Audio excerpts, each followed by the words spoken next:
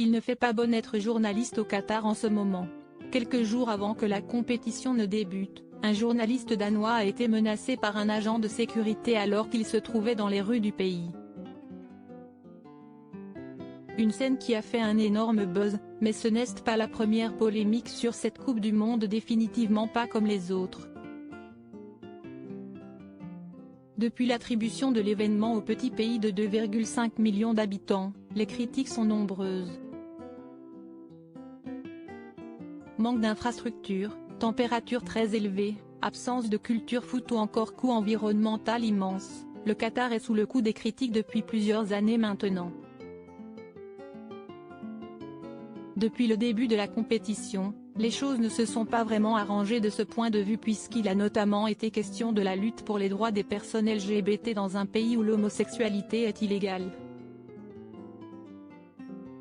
Alors que le football devrait être au centre des conversations lors de cet événement qui n'intervient que tous les 4 ans, on parle finalement beaucoup du reste et cela n'est pas près de s'arranger avec l'histoire folle qui est arrivée à la célèbre journaliste argentine Dominique Metzger. Que voulez-vous que le système judiciaire lui fasse quand nous le trouverons?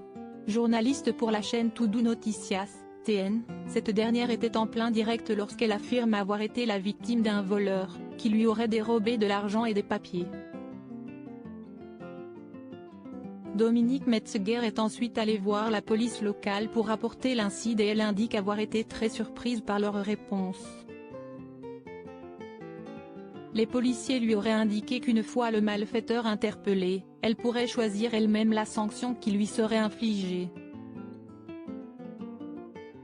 Le moment où j'ai fait ma déclaration était choquant. Ils m'ont dit, qu'est ce que vous voulez que la justice fasse? Nous allons trouver votre portefeuille. Nous avons des caméras partout et nous trouverons le voleur. Que voulez-vous que le système judiciaire lui fasse quand nous le trouverons?